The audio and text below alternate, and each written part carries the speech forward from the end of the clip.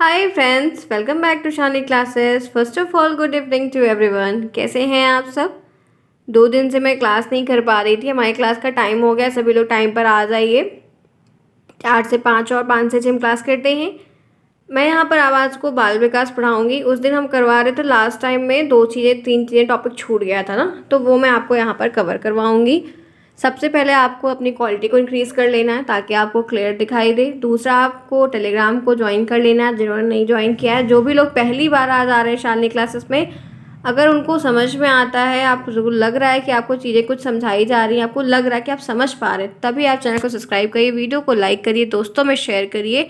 Shalini class साथ बने रहिए। आपको हर एक चीज़, पूरा सिलेबस कवर होगा। हर एक चीज़ मैं आपको बहुत ही प्रॉपर तरीके से बताऊंगी। और टेलीग्राम को ज्वाइन करने का फ़ायदा, सारे पीडीएफ आपको वहाँ पर मिल जाएंगे। जितनी क्लासेस हुई सब वहाँ पर दिए। कुछ अगर पीडीएफ नहीं मिल रहा है, इधर उधर हो रहा है, बच्चे बोल रहे थे कि ढूंढने में आपको दिक्कत हो रही है, तो आप यहाँ पर आइए, यूट्यूब से ही रोक कर लिख लीजिए, वीडियो को पॉज करिए और लिख लीजिए, तो दिक्कत नहीं होगी। ठीक है, फिर डेली क्लास करते रहिए। प्लेलिस्ट बनी हुई है तो वीडियोस को देख लीजिए और टेलीग्राम से नोट्स बना लीजिए। नोट्स बनाना बहुत ज़रूरी है। मैंने आपको 52 बच्चों का नाम लिखा हुआ था, तो आपको मैंने टेलीग्राम पर शेयर कर दिया, तो मुझे उम्मीद यही है कि सब 52 के 52 अवेलेबल रहेंगे। ठीक है, सबको मैं यहाँ पर देख रही हूँ, ध्यान रखिएगा। मैं आपको चैट बॉक्स में सबको देखूंगी। तो आप लोगों को आना है, क्लास को लाइक करना है, वीडियो को शेयर करना है दोस्तों में, और सपोर्ट करना है। जितना आप मेरा सपोर्ट करेंगे उससे डबल मेहनत करके मैं आपको हर एक चीज़ प्रॉपर तरीके से प्रोवाइड करवाऊँगी। चलिए स्टार्ट करते हैं क्लास को, देखते हैं। आप शालिनी क्लास साथ बने हुए, लाइक शेयर सब्सक्राइब बिल्कुल ना भूलें। यहाँ पर हम बाल विकास देख रहे हैं। 50 नंबर का पेपर है, काफ़ी इंपॉर्टेंट है, ध्यान रखिएगा। किशोरावस्था में शिक्षा का स्वरूप, मैंने उस दिन आपको टॉपिक स्टार्ट किया था। ठीक है, form of education in adolescence, जिसमें मैंने आपको शारीरिक विकास के लिए शिक्षा पर सारी बात बताई थी कि ये क्यों ज़रूरी है। इसके थ्रू आप शिक्षा को तभी दे सकते हैं जब बच्चा स्वस्थ रहेगा। अगर मेंटली फिजिकली नहीं स्वस्थ है तो बहुत दिक्कत हो जाएगी, फिर उसको आप कुछ भी समझाएंगे समझ में नहीं आएगा। मानसिक विकास भी हर एक कंडीशन को समझने के लिए बहुत ज़रूरी होता है कि क्या सोचना चाहिए, कैसे समझना चाहिए, क्या निर्णय लेना चाहिए। ये सारी चीज़ें आपकी मानसिक योग्यता पर डिपेंड करती है। जैसे कि आपको चीज़ें जब मेरे साथ पढ़ने में समझ में आएगा, आपका मन कहेगा कि हाँ वहाँ पर चीज़ें समझ में आ रही, तभी आप चैनल को सब्सक्राइब करेंगे, वीडियो को लाइक करेंगे। तो ये आपकी मेंटल पावर पर डिपेंड है कि आपको क्या क्या चीज़ें वहाँ पर समझ में आती हैं। आगे आइए, ये भी मैंने, ये तीसरा वाला सेक्शन बच गया था, संवेगात्मक विकास के लिए शिक्षा। ठीक है, संवेगात्मक विकास के लिए, संवेग का मतलब क्या होता है? इमोशन। अब यहाँ पर इमोशन से क्या मतलब है, इस बात को भी ध्यान रख लेते हैं कि यहाँ पर इमोशन से क्या कनेक्शन बताया गया है। इमोशन से मतलब यहाँ पर है कि ये जो पहली बात तो बोला गया था कि शैशवावस्था में 3 संवेग स्टार्ट में आते हैं, क्रोध, भय और प्रेम। ठीक है, जब बच्चा छोटा था, शैशवावस्था में था, तब ये 3 संवेग आए थे। एक क्रोध आया था, एक भय आया था और एक प्रेम आया था। लेकिन अब संवेग और ज़्यादा बढ़ जाने चाहिए, क्योंकि जब उम्र बढ़ती है तो उम्र के बढ़ने के साथ साथ संवेग बढ़ता है। क्योंकि जब उम्र बढ़ती है तो उम्र के बढ़ने के साथ साथ क्या बढ़ता है? संवेग बढ़ता है। अब आप क्या सोचेंगे कि अब आपको ऐसे कब हंसना है, कब रोना है, कब गाना है, कुछ भी, छोटे बच्चों को कुछ भी नहीं पता चलता है। लेकिन बड़े होने पर कैसी परिस्थिति में आपको कैसे संवेग को प्रकट करना है, वो आपको समझ के साथ, आपके उम्र के साथ आ जाता है। तो यहाँ पर इसकी भी शिक्षा के स्वरूप में कैसे, किशोर अनेक प्रकार के संवेग से संघर्ष करता है। अब जब वो किशोरावस्था में आ जाता है तो उसको डेली कोई ना कोई संवेगों के साथ उसका जो है आमना सामना होता है। इन संवेगों में से कुछ उत्तम और कुछ निकृष्ट होते हैं। कुछ ऐसे होते हैं जो अच्छे होते हैं, जो, और कुछ ऐसे होते हैं जो खराब होते हैं, मतलब बेकार होते हैं।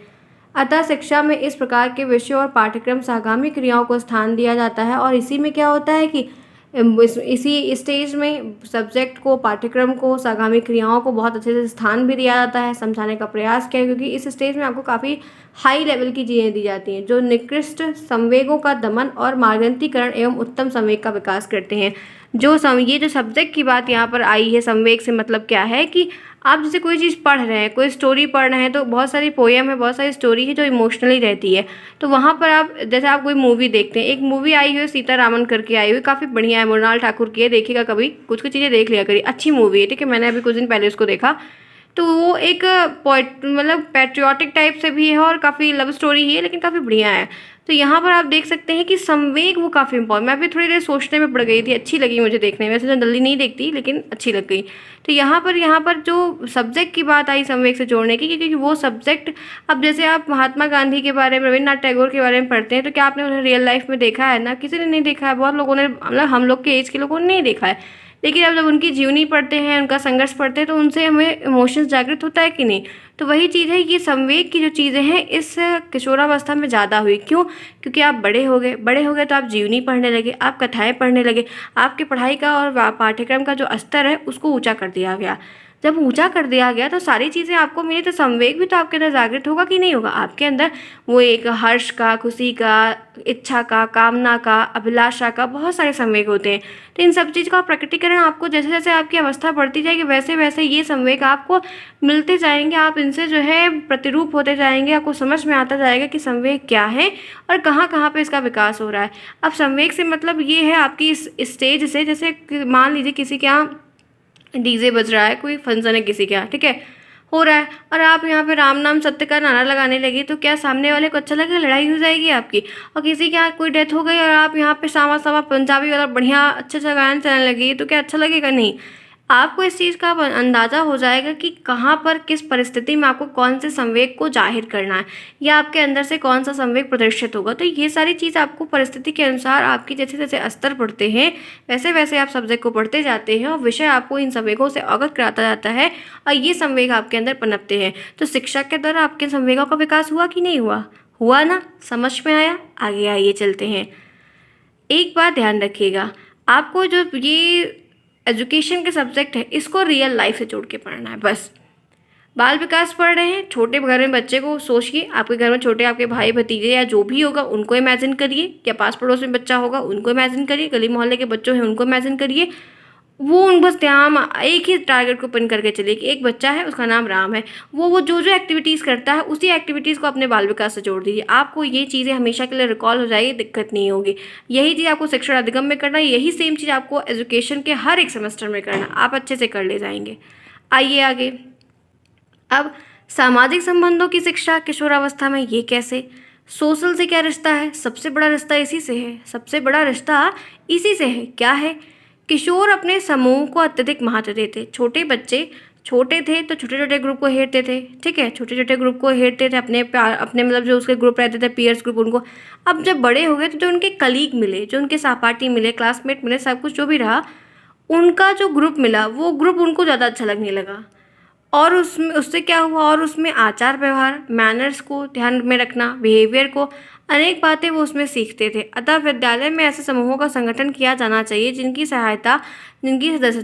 सदस्यता मेंबर ग्रहण करने के लिए किशोर उत्तम सामाजिक व्यवहार से संबंधों के पाठ सीख सके। अब ये भी कहा गया कि स्कूल में ग्रुप भी बनाना चाहिए बच्चों को। बच्चे ग्रुप बनाते हैं, जैसे वैसे तो सेक्शन बढ़ जाता है, सेक्शन ए, सेक्शन बी, लेकिन जब कोई गेम हो रहा है, वाद विवाद हो रहा है, या कोई और प्रतियोगिता हो रही है, कुछ भी हो रहा है, तो ग्रुप डिबेट हो रहा है, तो अक्सर बांट दिया जाता है। हो सकता है लड़कियां एक साइड, लड़के एक साइड, या लड़के लड़कियां क्वाइट टाइप का हो जाता है। तो सामाजिक चीज़ों को भी सामाजिक मुद्दा दे दिया गया। जैसे मुद्दा दे दिया गया कि औरतों का विकास, स्त्री विकास, तो सबको बोलना है।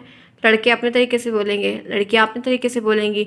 और फिर कौन महान है, पुरुष महान है या स्त्री महान है, तो ये ऐसे भी डिबेट चलाया। वैसे कंपैरिजन तो नहीं करवाना चाहिए, लेकिन होना चाहिए, क्योंकि इस चीज़ की नॉलेज है। जनसंख्या पर कोई बात हो रही है, ठीक है, और फिर नागरिकता पर बात चल रही है, सामाजिक प्राणी का क्या क्या दायित्व होना चाहिए, इस पर बात चल रही है। तो समाज के जो मुद्दे हैं वो इन सारे ग्रुपों को कॉलेज में, स्कूलों में बनाना चाहिए बच्चों को, ताकि वो एक दूसरे के साथ रहें, एक दूसरे की बात पर सहमति रखें, काम रखें। हम लोग जैसे काम करते हैं, मेरा अपना भी काम है, हम लोग को एक हर महीने, हर 2 महीने, 3 महीने प्रोजेक्ट मिलता है। हम लोग उस प्रोजेक्ट पे काम करते हैं। एक टीम में कम से कम प्रोजेक्ट में 8-9 लोग रहते हैं, ठीक है। जितना बड़ा प्रोजेक्ट उतने मेंबर रहेंगे। किसी बच्चे को टेस्टर बना रहे, किसी को डेवलपर कर, किसी को कोई काम, सारा काम हम लोग को प्रोजेक्ट में हमारे एचआर बांट देते हैं। फिर हम लोग को काम रहता है, उस काम पर हम लोग काम करते हैं। अब हो गया कि मुझे रात में 12 बज रहा है, मुझे एक चीज़ अटक गई और सुबह मुझे सबमिट करना। अब मैं क्या करूँ? हम लोग के फील्ड में, हम लोग के टाइम के दौरान कोई सोता नहीं है। अगर टाइम पीरियड है 3 बजे तक, सुबह तक हम लोग करेंगे। फिर मुझे नहीं आया तो मैंने किसी को कहा, तो उनकी बात से कुछ मैंने लिया, थोड़ा कम डाउट हुआ, मतलब नहीं क्लियर हुआ, तो मैं उनसे कहूँगी थोड़ी, फिर कोई बात नहीं, हाँ, तो उससे क्या हो, मैं उनसे आचार विचार, उन्होंने मुझे बताया कि शालिनी ऐसा, शालिनी ऐसा, शालिनी ऐसा, तो मैंने जी सर करके सारी बातें उनसे ले ली। कुछ अगर अटक गया तो मैं किसी और से भी पूछ लूँगी। तो क्या हुआ, ये ग्रुप जो बटा हुआ है, उस ग्रुप ने, उन 2 ग्रुप के 2 सीनियर्स ने मेरी मदद कर दी। तो मैंने उनसे वो काम करके अपना काम कर लिया, सुबह मैंने प्रोजेक्ट को सबमिट कर दिया। तो हम लोगों के फील्ड में तो ऐसे काम होता है। तो ये जो ग्रुप वाली बात है, ग्रुप में रहकर मैनर सीखने वाली जो बात है, वो शुरू से ही सिखाई गई थी। कभी मैंने भी डिबेट किया है, 10th में, हाई स्कूल में, ग्रेजुएशन में मैंने भी डिबेट में पार्टिसिपेट पार्टिसिपेट लिया? मैं इसमें बहुत ज़्यादा पार्टिसिपेट करती थी। मेरी आदत है कि मैं पार्टिसिपेट बहुत ज़्यादा करती थी, खुलकर बोलती थी। ये एक गुण है मेरा, जिसमें मैं इस चीज़ में काफ़ी अव्वल भी रही हूँ। तो जिसकी वजह से हम लोग जब ऐसा काम करते हैं तो बच्चों को सारी चीज़ें सिखाई जाती है। आपके भी कॉलेज में आपको वैसे डीएलएड में आप लोग, मैं भी जब डीएलएड कर रही थी तो हम लोग को शुक्रवार के दिन में होता था। अगर आप लोग कॉलेज जाएंगे और होगा तो पार्टिसिपेट ज़रूर करिएगा, बहुत लाभ मिलता है। इसलिए क्योंकि थोड़ा हिंदी बैकग्राउंड होने की वजह से 15 अगस्त पे या टीचर्स डे पे या फेयरवेल पार्टी में कभी कभी हम लोग को ऐसा बोलने को बोल दिया जाता है कि आप आओ और 50-60 लोगों के सामने इस तरह की बातें बोलो शुद्ध हिंदी में। तो वो चीज़ काफ़ी इंपॉर्टेंट है, ध्यान रखिएगा, ठीक है। तो क्या हुआ, आप सामाजिक व्यवहार भी यहाँ पर सीख गए किशोरावस्था में। और ये सारी बातें आपको किशोरावस्था में क्यों सिखाई जा रही है पता है? क्योंकि आप बड़े हो गए हैं, आपका दिमाग बड़ा हो गया है। जैसे आपका दिमाग बड़ा होगा, आप बड़े होंगे, वैसे चीज़ें आप पर डाली जाएंगी, ठीक है। अब जैसे अभी अभी जिम्मेदारी का एहसास हम लोग को हर चीज़ का है कि हम लोग को ये करना वो करना, तमाम चीज़ें हैं। अब छोटे छोटे बच्चे दिखते हैं, पहले हम भी लोग थे तो उतना नहीं होता था, लेकिन अब छोटे छोटे बच्चे दिखते हैं गली मोहल्ले में, कोचिंग से जा रहे हैं आ रहे हैं, तो याद आता है काश हम भी लोग कभी जाया करते थे। ये वो छोटा दिन क्या, वो साइकिल से जाना, आज भी हम लोग की साइकिल घरों पर रखी हुई है। तो वो चीज़ लगती है कि क्या था, लेकिन अब आज मन ही नहीं है, टाइम ही नहीं है, वक्त ही नहीं है, बिजी है बिजी है। तो डेवलपमेंट हुआ ना, जिम्मेदारी का एहसास हुआ ना, समझ में आया ना कि एक्चुअल में क्या हकीकत है। तो वही सारी चीज़ें, तो किशोरावस्था पता है बहुत ही अच्छी इंपॉर्टेंट है, बहुत। बाल विकास आपको अगर प्रॉपर तरीके से आप बाल विकास पढ़ेंगे तो बहुत अच्छा कर ले जाएंगे, ये मेरी गारंटी है। चलो आओ, बातें हो गई, समझते हैं। देखो किशोरावस्था क्या है, कुछ क्वेश्चंस को देख लेंगे। शिक्षा का स्वरूप, आज ही किशोरावस्था का टॉपिक यहाँ पर खत्म हो जाएगा। फिर इसके बाद आपको मैं नेक्स्ट चैप्टर, दूसरा चैप्टर स्टार्ट करूँगी, जिसमें मैं आपको बहुत सारी चीज़ें, अब शैशवावस्था में शारीरिक विकास, शैशवावस्था में बाल ये तीनों, जैसे शारीरिक विकास के तीनों अवस्थाओं में कैसे वैसा होती है ये बताऊँगी। फिर भाषा का विकास तीनों अवस्थाओं में कैसा होता है ये बताऊँगी। काफ़ी बढ़िया है, अच्छे से बताऊँगी, आराम से करिएगा, हर एक चीज़ पहले कवर करवाऊँगी ताकि आप रिवाइज कर पाएँ। क्वेश्चन देखिए, किशोरावस्था क्या है? किशोरावस्था को एडोलसेंस कहते हैं, होती क्या, ये जानना है। यहाँ तक सब कुछ समझ में आया होगा, मुझे उम्मीद है कि किसी को कोई प्रॉब्लम नहीं होगी। अगर प्रॉब्लम होती है तो कमेंट बॉक्स में मेंशन कर दीजिएगा कि आपको यहाँ पर प्रॉब्लम हो रही है, ठीक है, मैं आपको क्लियर बता दूंगी। आइए, किशोरावस्था क्या है? जीवन काल की वह अवधि, ठीक है, आपके लाइफ टाइम का वह पीरियड जब शरीर में ऐसे परिवर्तन होते हैं जिनके परिणाम स्वरूप जनन परिपक्वता आती है, और वो किशोरावस्था कहलाती है, ठीक है। तो एक प्रकार से ये तो साइंस के फैक्टर से पूरा कई डेफिनेशन है, बहुत सारी डेफिनेशन है किशोरावस्था की, बहुत सारी डेफिनेशन है। यहाँ पर एक ऐसी अवस्था है जिसमें शरीर में बहुत सारे परिवर्तन होते हैं। आप इतना भी लिख सकते हैं या ये भी लिख सकते हैं कि जिनके परिणाम स्वरूप जनन की परिपक्वता, मैच्योरिटी लेवल, एक प्रकार से मैच्योर होने का लेवल, ग्रो हार्मोन्स की ग्रोथ होना, बहुत सारी क्षमताएं, एबिलिटी आना, वो सब किशोरावस्था में आ जाता है। क्योंकि किशोरावस्था की जो उम्र बताई गई वो 18 साल बताई गई। 18 साल के बाद जो है, 18 साल जैसे होता है लड़कियां बालिग हो जाती है। तो ये मेजर फैक्टर लड़कियों पे ही डिपेंड करता है। लड़के तो 21 साल का क्राइटेरिया दिया गया, लड़कियों का 18 साल दिया गया है। तो ये जनन क्षमता और परिपक्वता, इन सारी चीज़ों की, मैच्योरिटी की, टीन एज की, सारी बातें किशोरावस्था में आती हैं, ठीक है। आगे चलते हैं, प्यूबर्टी की जो स्टेज कहलाती वही ये चीज़ें हैं। फिर देखिए दूसरा क्या है, किशोरावस्था को तूफान की अवस्था क्यों कहा गया है? इसको बवंडर का काल कहा जाता है, क्यों? किशोरावस्था वह समय होता है जिसमें किशोर अपने को वयस्क समझता है। किशोरावस्था एक ऐसा टाइम हो जाता है कि जो बच्चा होता है वो अपने आप को बड़ा समझने लगता है। अगर कोई काम हो रहा है उससे आप निर्णय नहीं लेंगे तो लड़ने भी लगता है कि आपने मुझसे क्यों नहीं पूछा, आपने मुझसे सलाह क्यों नहीं ली, आपने मेरे मनपसंद का काम क्यों नहीं किया। तो वो अपने आप को बड़ा समझने लगता है। जब उनको कहा जाता है तुम्हें बच्चे हो तो वो उल्टा मिलता रिएक्शन कि मैं बड़ा हो गया हूँ। वैसे उसे बालक समझते हैं, ठीक है। और जो बड़े लोग होते हैं वो उसको तभी बच्चा समझते हैं। तो इस अवस्था में किशोर अनेक बुराइयों में पड़ जाते हैं। अब इसमें क्या होता है कि इससे बच्चे अलग अलग बुराइयों के साथ संग्रहित हो जाते हैं। फिर उनको डांट पड़ने लगती है, डांट खाते हैं बहुत ज़्यादा। एक ऐसा समय आता है जिसमें बालक और बालिका में बहुत ज़्यादा परिवर्तन होने लगता है। एक ऐसा टाइम आता है कि लड़का हो या लड़की, दोनों में बहुत ज़्यादा ही चेंज होने लगता है, जिसके कारण उन्हें तनाव, तूफान और संघर्ष का काल कहा गया है। चेंज कैसे पता है? लड़के जो है बाहर निकलने लगेंगे, बोल कर जाएंगे 5 मिनट में आता हूँ। लड़कियां बोल कर नहीं जा सकती, 5 मिनट में आते हैं। उनसे पूछा जाएगा क्यों आती हैं। अक्सर ऐसा होता है, सबके घर में होता है, ये सेम है, हमेशा होता है, हमेशा होता है, सबके यहाँ होता है, ठीक है। तो लड़कों के साथ ये चीज़ देखने को मिलती है। लड़कों में बहुत सारे, अब अगर उनके ग्रुप अच्छे हैं, पढ़ने वाला ग्रुप है तो पढ़ाई की तरफ फोकस रहेगा, उनको बुक्स चाहिए और फैसिलिटीज़ चाहिए। अगर कोई और ग्रुप बन गया है, शौक वाले बन गए हैं, तो बाइक्स चाहिए, मोबाइल चाहिए, ये है वो है, रोड डिमांड चाहिए, उसके लिए डांट पड़ने लगती है क्योंकि उससे वो ख़राब हो जाएंगे। लड़कियों में क्या है, फैशन की तरफ दिमाग अगर बढ़ गया है, ठीक है, कोचिंग जाना है, अलग अलग ड्रेसेस रोज़ चाहिए, 6 दिन की क्लास है, 12 कपड़े चाहिए उनको, एक दिन में 2 क्लास है अलग अलग, कितना चाहिए, बहुत कुछ ना। पढ़ाई के भी इतने खर्चे हैं, तो बहुत सारी चीज़ों के लिए डांट पड़ने लगती है। डांट पड़ने से वो उनको पेरेंट्स से चिढ़न होने लगती है, पेरेंट्स से वो गुस्सा होने लगते हैं, नाराज़ होने लगते हैं। तो ये सारा चीज़ किशोरावस्था में होता है, हर एक चीज़ होता है। अगर वही सही ग्रुप में आप आ गए, आपका ग्रुप अच्छा बन गया है, सही है, तो आप किताबों में बिजी रहेंगे, तो माँ बाप किताब आसानी से खरीद देते हैं। लेकिन और भी चीज़ें रहती हैं भाई, जिसके पास एकदम खूब अपार धन हो तो वो बात की बात है, नहीं अदरवाइज अगर एक मध्यम परिवार का परिवार है तो उसके पास अगर 2 बच्चे 3 बच्चे हैं तो सबको साथ में लेके चलना होगा ना। तो ये इसीलिए तनाव के तूफान कहा जाती है कि इसमें बच्चों को रोका जाता है। 6 बजे के अंदर घर आ जाओ, लड़की 5 बजे के अंदर घर आ जाओ, तमाम चीज़ों को देखना पड़ता है, ऐसे कपड़े मत पहन के जाओ, इतना सच के मत जाओ, पढ़ने जा रहे हो वहाँ फैशन दिखाने जा रहे हो, बहुत कुछ होता है हर एक जगह। और फिर तो ये तो तनाव तूफान की अवस्था इसीलिए कही गई है कि बच्चा परेशान हो जाता है कि मेरे साथ अचानक से ये क्या होने लगा। चलिए आगे, किशोरावस्था में शिक्षा का स्वरूप क्या होना चाहिए, कैसे? तो यहाँ पर देख सकते हैं किशोरावस्था में मानसिक शक्तियों का सर्वोत्तम और सर्वांगीण विकास होना चाहिए, सही सी बात है।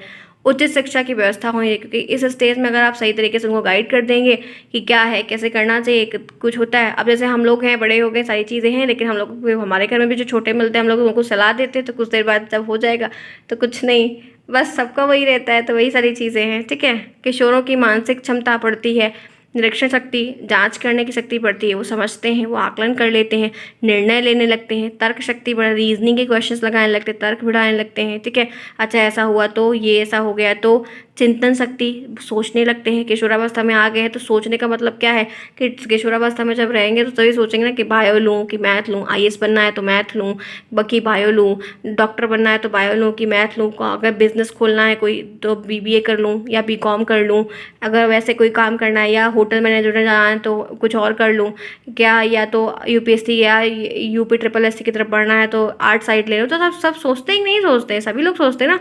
तो ये सब थिंकिंग इसी अवस्था में आती है। स्मरण शक्ति, याद करने की पावर भी बढ़ जाती है। तो बहुत सारे स्वरूपों को आपको यहाँ पर डेवलप करवाया जाता है, ठीक है। एक मिनट रुक जाओ, ये नीचे आ गया, एक सेकेंड। हम लोग कहाँ पर थे? ये क्वेश्चन, मैं क्वेश्चंस भी इसीलिए करवा रही हूँ ताकि आपको प्रॉब्लम ना हो, ठीक है। ये स्मरण शक्ति का विकास, कल्पना शक्ति का विकास, इमेजिन करने लगते हैं, रुचियों का, रुझानों का योग्यताओं के अनुरूप हो जाती है, ठीक है।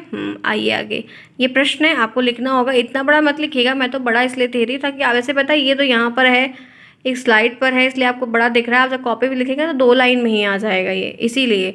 अब समस्या क्या, प्रॉब्लम क्या क्या आ रही, दिक्कतें क्यों हो रही? किशोरावस्था में विकास और समायोजन का वह समय होता है जब बचपन से ही शुरू हो जाता है, प्रौढ़ावस्था में लीन हो जाता है। मतलब क्या है कि समायोजन, एडजस्टमेंट का जो काम है वो किशोरावस्था में शुरू है। शैशवावस्था में माँ बाप एडजस्ट करते हैं, ठीक है। अगर बच्चा कहा है मुझे चीज़ चाहिए तो चाहिए, अगर वो रोना स्टार्ट किया, पैर पटकना स्टार्ट किया तो उसको चाहिए ही चाहिए, या तो आप उसको पहला फुसला लो। लेकिन किशोरावस्था में बच्चे को एडजस्टमेंट करना पड़ता है, हर एक डिमांड को नहीं पूरी किया सकती, वरना आप गलत डायरेक्शन में चले जाओगे, ठीक है। और नहीं करना चाहिए, बिल्कुल भी नहीं करना चाहिए। बच्चे गलत रास्ते पर चले जाते हैं, फिर वो गलत काम करते हैं आगे चल के, फिर आपको रोना होता है, पछताना होता है। इसीलिए शुरू से टाइट करिए, वो ज़्यादा अच्छा है। तो समायोजन के समय बचपन से शुरू होता है, ठीक है, धीरे से ही शुरुआत हो गई, फिर चीज़ों को सिखाया जाता है, लड़कियों को भी सिखाया जाता है बहुत सारी चीज़ों को, बेटा ऐसा नहीं करना है, ऐसा नहीं होता है, बात करनी चाहिए प्रॉपर तरीके से, अच्छा काम तो करना चाहिए, थोड़ा मदद करनी चाहिए, वगैरह वगैरह चीज़ें, ठीक है। इस काल में बचपन समाप्त हो जाता है। अब इसमें दिक्कत क्या होती है कि बच्चों का जो बचपना है वो समाप्त हो जाता है। अगर उनसे छोटी सी कोई गलती हो गई है, एक दिन हो गई, ठीक है, 2 दिन, तीसरी बार फिर हुई तो डांट पड़ जाती है, थप्पड़ भी पड़ जाता है। बड़े हो गए हो, ऐसा करते हो, तब उनको लगता है मैं बड़ा हो गया हूँ, अभी तो मैं बच्चा था। तो इसके वो साथ जो है ना एडजस्ट नहीं कर पाते हैं। आइए, कभी कभी उनको माँ बाप से लड़ाई कर लेते हैं, उनको उनको लगता है कि माँ बाप उनके दुश्मन हो गए। ये भी कहा जाता है कि माँ बाप किस अवस्था में बच्चों को दुश्मन लगते हैं, तो आपको पता ना हो किशोरावस्था में, क्योंकि वो उनको मना करने लगते हैं, इनके साथ नहीं खेलो, उनके साथ नहीं जाओ, ये नहीं करो, वो नहीं करो, तमाम चीज़ें, ठीक है, जो वो एडजस्ट नहीं कर पाते हैं।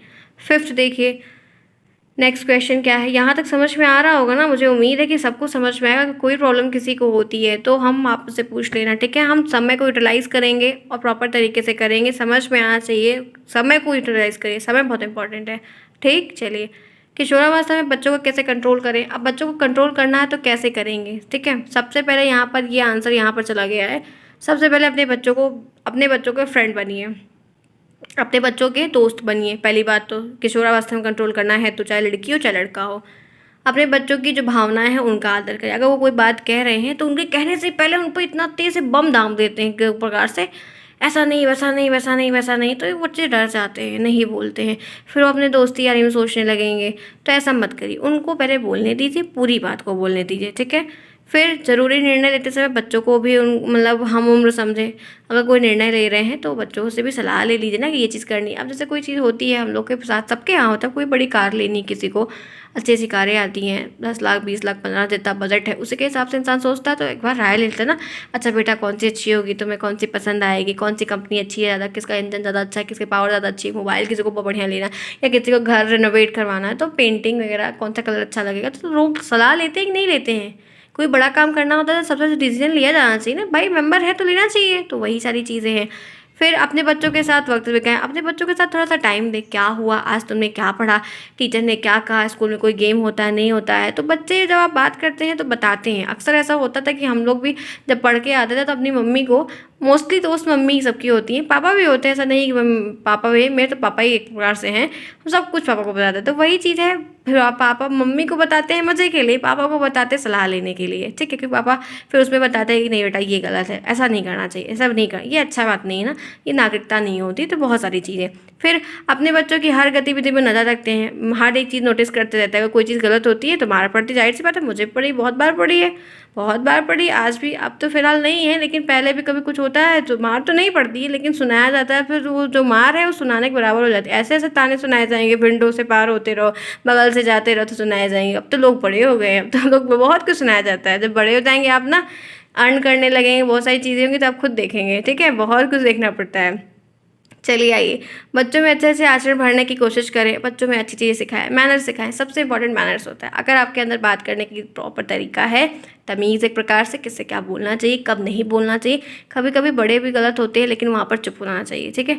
दो चीज़ की स्किल बहुत अच्छी होती है, सुनना भी बहुत अच्छा, गुड लिसनर, गुड लिसनर ना बहुत अच्छी हैबिट होती है। उससे क्या होता है पता है, आपके रिश्ते बने रहेंगे बहुत ही प्यार से, और आपका हर एक काम भी हो जाएगा और आपको दूसरे सीखने को भी मिल जाएगा। इसीलिए बड़ों से हमेशा सीखना चाहिए, उनकी बात को सुनना चाहिए, ठीक है। आइए आगे चलते हैं। 5 6 देखिए यहाँ पर क्या है, 6 पॉइंट यहाँ पर क्या है। ये सारी चीज़ें आपको ना, ये बाल विकास का जो सब्जेक्ट है शिक्षण अधिगम का, ये जितना आप सामाजिकता से घुलेंगे, जितना आप सामाजिक चीज़ों को सीखेंगे, उतना आपको ये अपने तरीके से लिखना है। मैं आपको एक ऐसी स्किल सिखाना चाहती हूँ जिससे आप ये प्रश्न देखें और अपने मन से आंसर बनाएं। इस आंसर की ज़रूरत आपको ना पड़े, अभी तो हो सकता है पड़ेगी क्योंकि आपको एक लिखने का तरीका जानना है, लेकिन आपको जाते जाते 4th सेमेस्टर तक इतना मैं समझा दूँ, इतना तरीके से उस बात को समझा दूँ कि जब सेंटर में बैठिए लिखे ना तो ये याद आए कि इस टॉपिक से मैम ने क्या एक उदाहरण दिया था। मैं इसीलिए एग्जाम्पल पर ज़्यादा फोकस करती हूँ क्योंकि एग्जाम्पल ज़्यादा याद रहता है, ठीक है। अब पोषण का क्या महत्व है। पोषण हर एक फील्ड में बहुत ज़्यादा है, क्योंकि इस अवस्था में बच्चों की जो शारीरिक ग्रोथ होती है उसमें स्टेबिलिटी बहुत ज़्यादा आती है, हड्डियाँ मजबूत होती हैं, मसल्स मजबूत होती है, मतलब मसल्स बढ़ती है, मजबूती आती है, कद काठी बढ़ती है। 18 साल तक लड़कियाँ बढ़ती हैं, 21 साल तक लड़के बढ़ते हैं। तो मतलब जो मैच्योरिटी का ग्रोथ है, जो पूरा बॉडी फिजिकली ग्रोथ होना, वो इसमें ज़्यादा होता है। अब अगर आप सही तरीके से खाएंगे नहीं, डाइट आपकी प्रॉपर नहीं रहेगी, तो आपका विकास नहीं होगा, विकास नहीं होगा, दिमाग नहीं चलेगा, दिमाग नहीं चलेगा तो आप बुद्धू कहलाओगे, जाहिर सी बात है। तो यहाँ पर किशोरावस्था में पोषण का क्या महत्व है, इसके बारे में बच्चों को अवगत कराना चाहिए। जैसे आपको क्या बताना सकते हैं, आप क्या क्या बता सकते हैं। किशोरावस्था पोषण की दृष्टि से एक संवेदनशील समय है, ठीक है, एक बहुत ही संवेदनशील समय होता है पोषण के लिए। जब तेज शारीरिक विकास के कारण पौष्टिक आहार की मांग, अगर आपका जो होता है ना कि कभी कभी ऐसा टाइम ड्यूरेशन आता है साल भर के अंदर कि भूख बहुत ज़्यादा लगती है, ऐसा होता है, मेरे साथ भी होता है। कभी कभी मुझे भूख ही नहीं लगती है, कभी कभी मुझे बहुत बार बार भूख लगती है।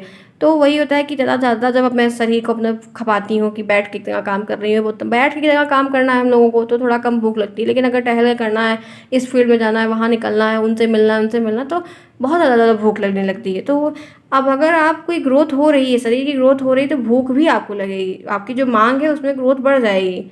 किशोरावस्था के दौरान लिए गए जो आहार हैं उसमें बहुत सारे आपको पोषण ऐसे लाने चाहिए जिससे आपकी समस्याओं में हेल्प करें, आपको दिक्कत ना हो, आपकी हर एक समस्याएं दूर होती जाए, जिसका स्वस्थ और शारीरिक क्षमता में आजीवन असर रहेगा। अगर आप स्वस्थ रहें, किशोरावस्था से अगर पिलर मजबूत है तो आगे चलकर बिल्डिंग आपकी टिकी रहेगी, ठीक है। जाहिर सी बात है, अगर आप सस्ती क्वालिटी का सीमेंट लेके घर बनवाएंगे तो आंधी आएगी, तूफान आएगा, एक बार बचा रह गया, 2 बार, तीसरी बार आएगा तो ढह हो जाएगा। इसीलिए अच्छी क्वालिटी का सामान, तो आप अगर शुरू से ही स्वस्थ है, अगर आप सोच रहे हैं कि नहीं अभी क्षमता है, तो अभी आपके अंदर क्षमता है, अभी कुछ नहीं होगा। लेकिन जैसे आपकी उम्र बढ़ जाएगी, आप अगर कुछ कुपोषण का शिकार शुरू से है तो आपका स्वास्थ्य घट जाएगा, ठीक है। बाद में सोचिए कि हम खा लेंगे और काम कर लेंगे, तो आपके अंदर जो ऑर्गन्स है ना, उनके अंदर क्षमता ही नहीं रहेगी उन चीज़ों को पचाने की, ठीक है। आइए आगे, इसीलिए प्रॉपर डाइट के साथ खाया पिया करिए। फिर देखिए किशोरावस्था के अन्य नाम क्या है? इसको बसंत काल कहा जाता है। इसको H.T.T. ग्री ने कहा था। ये आपको टेट में आएगा, अभी नहीं आएगा इसलिए नहीं बताया है। बस ध्यान क्या रखना है कि इसको किशोरावस्था को बसंत काल कहा जाता है। बसंत काल किसको कहा जाता है? किशोरावस्था को। यह अवस्था तूफान और झंझट की झंझावत की अवस्था होती है, इसलिए इस अवस्था को जीवन का सबसे कठिन काल भी कहा जाता है। बसंत काल भी और कठिन काल भी कहा जाता है। आइए आगे चलते हैं। फिर क्या है? किशोरावस्था की मुख्य विशेषताएं क्या क्या हैं? खुद पर सबसे ज़्यादा भरोसा। इसमें स्टेज में क्या होता है, बच्चा जब किशोरावस्था में आता है उसको सबसे ज़्यादा अपने ऊपर विश्वास रहता है, खुद पर। बहुत अच्छी बात भी है। विद्रोही उम्र, विद्रोही इसलिए होता है क्योंकि पापा मम्मी कुछ कहेंगे, कोई बहुत बच्चे मानते हैं, बहुत बच्चे नहीं मानते हैं, ठीक है। फिर आक्रोश और हिंसक की प्रवृत्ति, अगर जो नहीं मानता लड़ाई झगड़ा करने लगता है तो वो आक्रोशक हो जाता है, ठीक। धार्मिक भेदभाव छुआछात से दूर रहते हैं ये बच्चे, ये अच्छी क्वालिटी है। इसमें बच्चों को धार्मिक चीज़ें और भेदभाव, वो इस कास्ट का है तो उसको बोलेंगे नहीं, छुएंगे नहीं, इसके साथ खाएं पिएंगे, ये सब नहीं रहता है फिलहाल के लिए, ठीक है। ये सब आगे चल के आने लगता है पता नहीं कहाँ से, लेकिन फिलहाल तब नहीं रहता है। अपने कैरियर के प्रति निष्ठा, कुछ बच्चे हैं जो अपने लिए बहुत फोकस डेडिकेटेड रहते हैं, 10th के बाद ही मुझे इस फील्ड में जाना है, ये पढ़ना है, ऐसी ऐसी चीज़ें। मित्र समूह की भूमिका, मित्र दोस्ती यारी बढ़ जाती है। अब तो फ़ोन सबके पास है तो लोग व्हाट्सएप चैट ग्रुप वगैरह वगैरह करने लगते हैं, ठीक है, अच्छी बात है, ठीक है, कोई दिक्कत नहीं, होने भी चाहिए। एकता और सहयोग की भावना, एक दूसरे के नोट्स देते हैं, एक दूसरे के कोचिंग नहीं गए हैं तो वो बता देंगे, कोई भी चीज़ रहती है तो ये भावना जो शेयरिंग वाली वो भी आ जाती है। तो ये सारी विशेषताओं के बारे में कभी कभी कुछ लोगों की दोस्ती बहुत अच्छी हो जाती है तब से लेके, ठीक है। तो यहाँ पर टोटल मैंने आपको कितने क्वेश्चंस कराए? टोटल 8 क्वेश्चन मैंने आपको करा दिए किशोरावस्था से। ये टॉपिक होता है खत्म, ये क्लास होती है यहीं पर ओवर। मुझे उम्मीद है कि सबको समझ में आया, कोई प्रॉब्लम नहीं है। ये क्लास थी रिकॉर्डेड, मैंने इसको रिकॉर्ड करके डाला है क्योंकि मेरा थोड़ा सा काम बढ़ गया है, ट्रैवलिंग मेरे साथ ज़्यादा हो रही है, ठीक है। मैं आपको अपने बारे में हर एक चीज़ बताऊंगी, परेशान नहीं, धीरे धीरे आप देखिए, आइए क्लास को लीजिए। बोल मैं ही रही हूँ, रिकॉर्डेड है या लाइव है उससे फ़र्क नहीं पड़ना चाहिए आपको। आपका क्लास डेली टाइम में मिले, आप नोट्स बनाए, प्रिपेयर, कमेंट बॉक्स में पूछ लीजिएगा, कोई भी दिक्कत होगी मैं आपको शाम बीतने से पहले आपके कमेंट का रिप्लाई ज़रूर दे दूँगी, ठीक है। चलिए, ये रही क्लास आज की। मैंने आपको एक क्लास दी 25 मिनट की, 20 से 25 मिनट 30 मिनट ऐसा क्लास आपको रोज़ टॉपिक मिल जाएगी। कि टॉपिक कवर करना था इसलिए थोड़ी छोटी है, बड़ा टॉपिक रहेगा तो 40 मिनट तक की क्लास मैं आपको दे दूँगी। होपफुली सबको समझ में आएगा, अच्छा टॉपिक था। किशोरावस्था बहुत इंपॉर्टेंट है, किशोरा और शैशवावस्था बहुत इंपॉर्टेंट है, तो ध्यान रखिएगा। अगर किसी को कोई दिक्कत है तो कमेंट बॉक्स में पूछ लीजिएगा। जिन्होंने क्लास को नहीं लाइक किया, ज़्यादा से ज़्यादा क्लास को लाइक करें। और हर एक, मैंने उस दिन कहा था कि आप लोग क्लास में जाने के बाद कमेंट करें, क्योंकि कुछ ही बच्चों ने किया था, जिन्होंने किया था उनको थैंक्स। मुझे उम्मीद है कि सारे बच्चे जाने के बाद यहाँ से एक कमेंट जरूर करते हुए जाएंगे कि आपको ये क्लास कैसी लगी, तभी तो मुझे पता चलेगा कौन कौन क्लास में आया था। चलिए नेक्स्ट क्लास में मिलते हैं। इसके बाद भी आपके अभी 5 से, ये 4 से 5 वाली क्लास थी, 5 से 6 भी आपको क्लास मिलेगी। अपने टाइम पर अपनी क्लास को अटेंड करिएगा, सभी लोग क्लास को आइएगा, लाइव करिएगा, लाइक करिएगा, देखिएगा। कोई दिक्कत होती है तो पूछ लिएगा, और टेलीग्राम को ज्वाइन कर लीजिए। नोट्स शाम को आपको रात में 8-9 बजे के आसपास मिल जाएगी, उस दिन वाली और आज वाली, दोनों एक ही नोट्स है। आप वहाँ पर अपना नोट्स बनाइए, रिवाइज करिए, ठीक है। चलिए फिर नेक्स्ट क्लास में मिलते हैं, तब तक के लिए take care, thanks for watching to everyone, bye, see you soon.